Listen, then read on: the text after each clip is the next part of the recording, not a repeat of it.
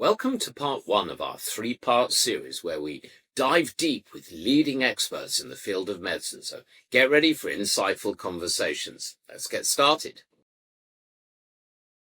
Hello and welcome to the EMJ podcast with me, your host, Dr. Jonathan Sackier. Today, I'm once again joined by Dr. Isabelle Amigues, CEO and founder of UnabridgedMD. She's returning to the podcast to discuss her direct care rheumatology practice all the way over in Denver, Colorado. So after obtaining her master's from the University Pierre et Marie Curie, I'm sorry about my lousy French accent, in Paris, and her medical degree from the Université Claude Bernard in Lyon, France, fabulous food, by the way, Dr. Amigues trained across multiple prestigious institutions, mostly in New York, Memorial Sloan Kettering, Columbia University, and Mount Sinai.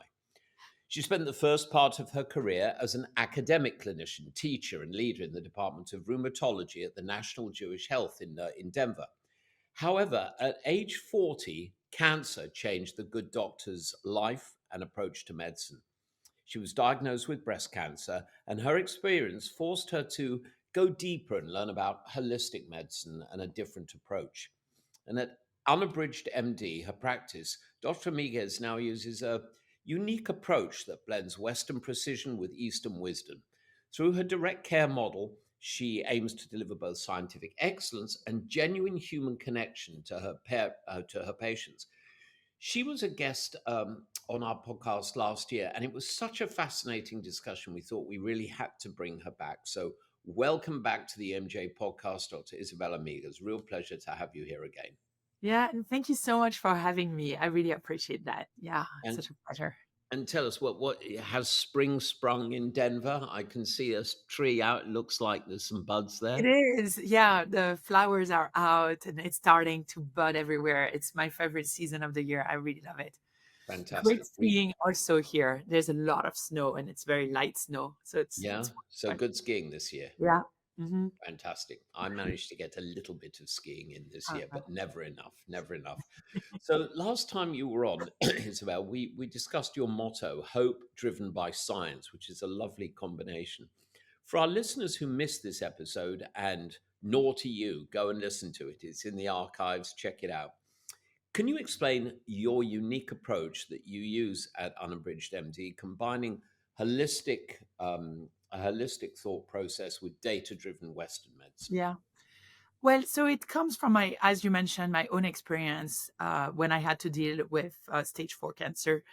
Is that I've been evidence-based trained a lot. I did a lot of research at Sloan Kettering, at Columbia University when I was in France.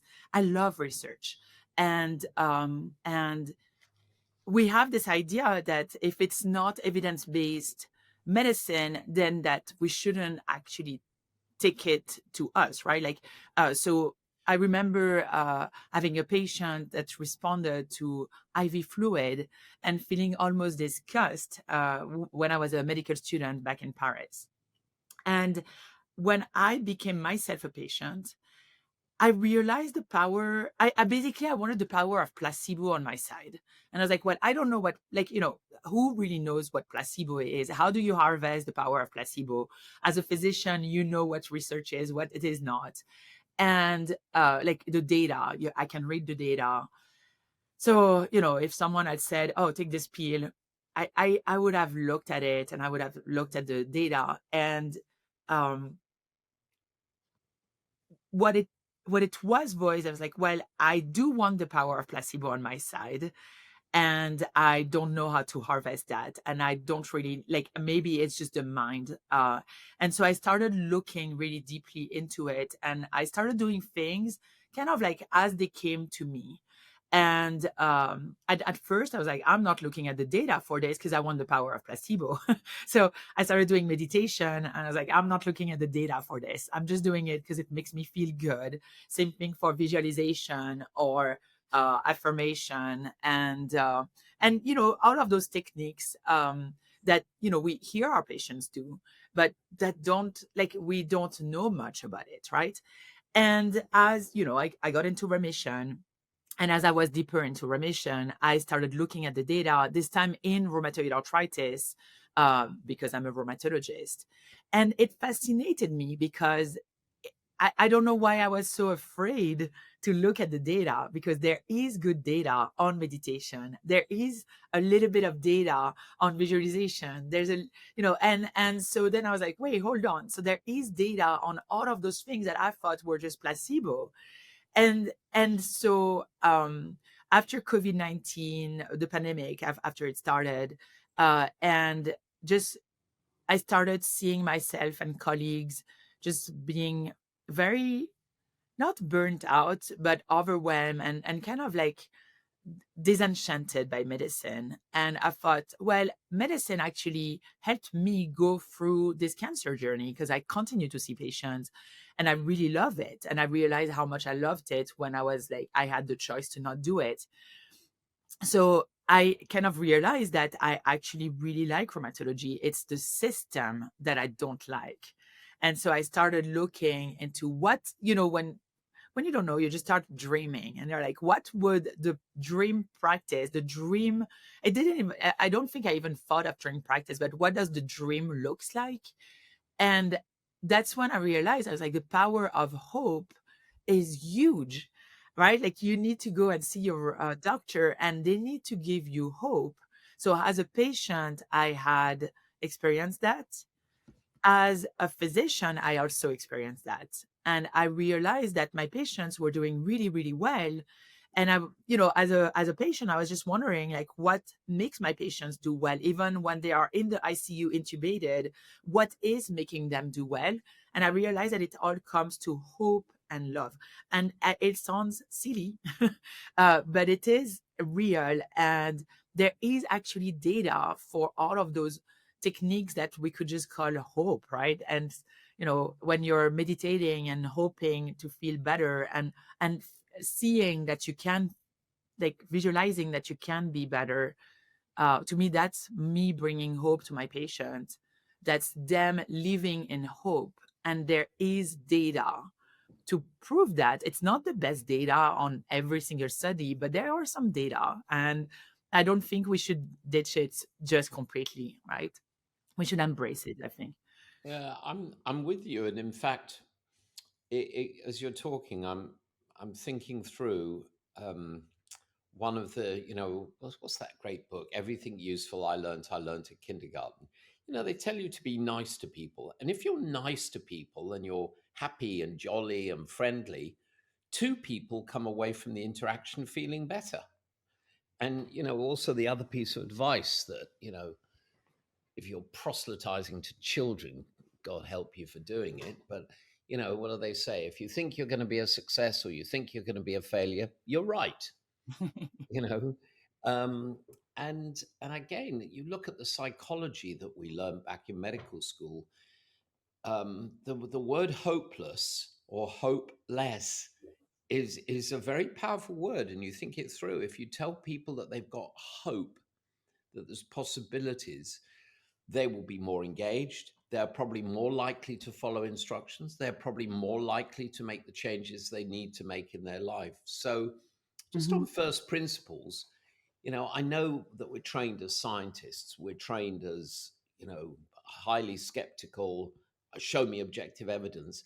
But if something inherently makes sense, it's worth exploring. So, let's dig into this a little. At Unabridged MD, you've created a direct care rheumatology practice with the aim to serve patients on their terms. Oh, you know, I And think I mine, said this before. and Heaven mine. forbid, what a terrible idea. Tell us more about the benefits of this Hold direct on, care and model mine. On compared theirs and mine. Well, so it's really funny, actually. I'm going to tell you, I never thought I would open my own practice. Never, ever in a million years. I loved my institution. I really did. And I wasn't working full time because I was still going, I think I was undergoing radiotherapy at the time. So I had the chemo. I was getting radio. No, I had surgery. I had chemo surgery, and I was undergoing radiotherapy when a very good friend of mine came over, almost like every other day, and she is a intensivist and pulmonary doctor, and she bursted in tears because she felt that like she had to deal with COVID. She bursted in tears because she felt that she couldn't offer care, like good care to her patients. And she was basically burnt out. And and so I remember telling her, let's imagine the best, like what is the best word for us, physician? And it's really interesting. We started just like taking those big sheets of paper and creating what did we need? Like what did our patients need? And so it's very funny. We started like this. I remember super clearly we were outside, big sheet of paper, and we said, well, the most important is to see the patient as a whole. And then we need to take care of the mind, the body, and the spirit. And this cannot happen if we don't take care of the team that's surrounding those patients. And so we also said we need to take care of the mind, the body, and the spirit of the team. And that's when really I was like, oh wow, like I've never thought of this from this both ways type of care, right? Like if your physician is not doing well, how can they take care of you? How can they give you hope if themselves they have to deal with paperwork, with stress of time, with adding more patients to their schedule, with realizing that there's this patient that hasn't been added and should have been seen 5 months ago, things like that. And so it came from this idea of like, what is the best care we can offer? And just realizing like you have to see the patient as a whole. Like when they're presenting to you and they're not like doing the medicine that you've offered them, like are you gonna blame them, or are you gonna try to understand why they didn't do it? But to try like to understand why they didn't do it, you need time, and you need to ask deeper question of like, what is this condition bringing to you? Like, is there any fear that if you don't have this condition, your life it will be altered in any way negatively for you, right? You can have rheumatoid arthritis, it can be horrible, but if you feel that this rheumatoid arthritis is getting you closer to your husband, then getting rid of this condition may in your head make you feel that it's going to make you feel further away from your husband because he's been there to help you. So that was the idea that started UnabridgedMD. And I just love the word unabridged, as I love reading. I remember reading like unabridged, and I was like, what is unabridged? And I was like, oh, non-edited version. I was like, oh, that's such a cool way of seeing patient. Non-edited version of the patient, non-edited version of me as a physician, because they are seeing me in full also. I have the time to talk with them, and I want them to have the time to talk to me. And I always tell them, don't stop. Whatever comes in your mind, I want to hear, because 90% of the diagnosis is made by listening to you and asking you the right question. So that's how it started. So that wraps up part 1 of our series. Thanks for listening. Be sure to join us for part 2, where we continue the conversation and uncover even more valuable insights.